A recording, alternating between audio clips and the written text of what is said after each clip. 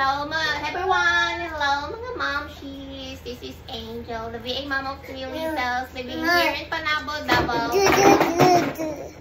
Coming from General Santos City. Mag-unbox tayo ng magamit ni Kuya Clark dahil malapit na Tapos ako kasume kuya.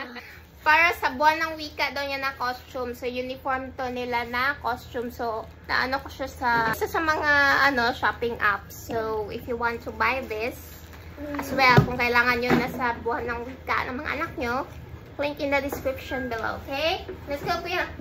Mommy, open! Open it, Kuya Clark. Oh, what's this? Baby. What's this, Kuya Clark? Try? Ngayon siya. Okay. Tapos meron pa, Kuya. You have your shirt. Ito yung hanky mo. Yung parang nagsasaka, Kuya. Let's see. What's inside. How it looks like. Kasi sa picture, tama naman din kung ano yung sa picture niya. Oh. Well, expectation versus reality. Akala ko may buttons.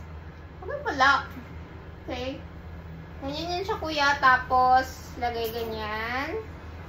And then, lastly, may kasali na siyang hat. For only 399 pesos, lahat na to kasali na ang cap. Farmer's hat. Ano ganun yung kanta nyo? Ng bodies. Ng bodies. Yeah?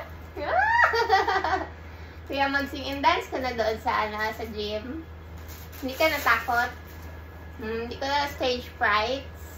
Tapos, lagay ito sa likod mo. Ayan.